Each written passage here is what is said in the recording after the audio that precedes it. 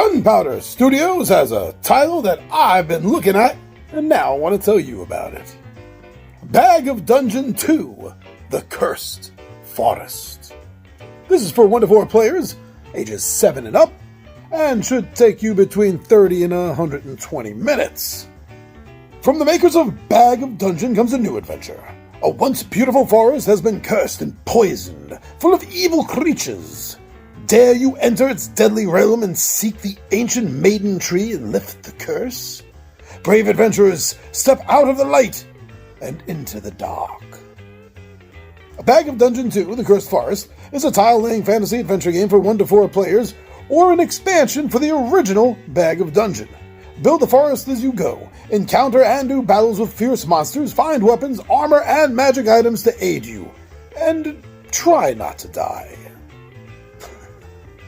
Publisher's right, try not to die. This is a fun game. It's not that difficult of a game, but I've died a hell of a lot in it.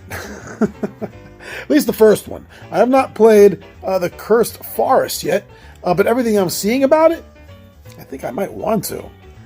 Alright, so this is a standalone sequel to Bag of Dungeon, which itself was a hit, and it's still a popular game out there.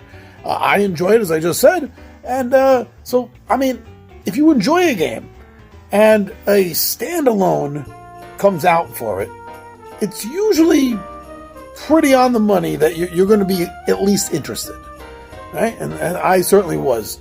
So just like the first game, everything I'm reading about this, hearing about this, says that this is an easy access rules style game to both learn and to teach someone else. You can get this game out of the box, and you can read the rules and know how to play in 10 minutes. You know, really quick, and you start having fun right away. So yeah, if this is just like the first game in that aspect, and I can't see why they would have changed a lot to it, then that's definitely a huge bonus to anyone looking into a quick play fantasy game that they can solo or play with friends. Now it's tile laying. So I do enjoy tile laying games. Yes, it gets a little annoying sometimes when they slide all over the place. But I do enjoy these tile laying games, partly because to a degree, it allows you to control the footprint of the game, the shape of the game on your table as the tiles are growing. In most of these cases, like this one, you get to choose, you know, in some cases, if it's a multiple path tile, which way it's going to face. It's really fun. I've enjoyed it, and I'm looking forward to trying it again now with the second game. So yeah, another thing that I didn't catch on to right away, it took me a couple of reads to get it, is that although this is a standalone expansion, it can also be used with the base game, with the first Bag of Dungeon game. You can combine these two. So that's great. That's great. A standalone that works both ways. Solo, or not solo, but you know what I mean, by itself, or connecting to the previous product. That was a very smart idea, I think. In fact, I haven't even gotten this yet. And not only am I anticipating playing it, but I'm already wondering what 3 is going to be.